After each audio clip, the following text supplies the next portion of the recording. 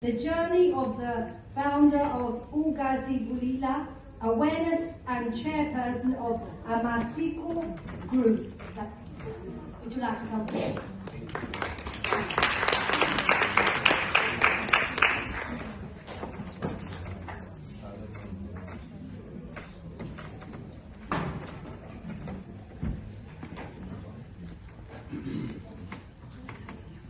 I'm from South Africa, the east of South Africa, KwaZulu-Natal, under the district Zululand, a small town, but today it's big for producing people like me in Pongola.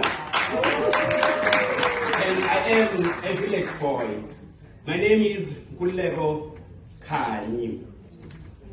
I would like to appreciate this opportunity trusted with Cleveland Organization, the board of directors, the management, the organizing team. I must say this proudly so. You are very professionally.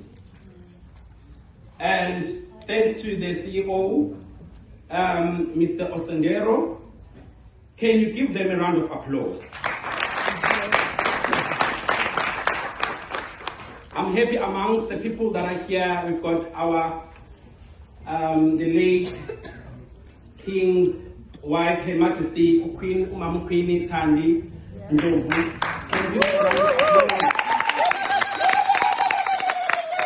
When I received this invitation to come to here in Spain to come and speak, I was wondering, will I be alone from South Africa?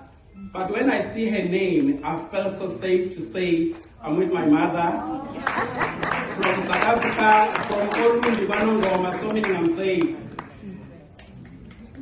You know what I like about the late, the King Ubaba Uzolithini Zulu, her teachings, we're still running them. Are you okay? And his legacy to us as we inherited from those teachings. We're still walking in his teachings until today.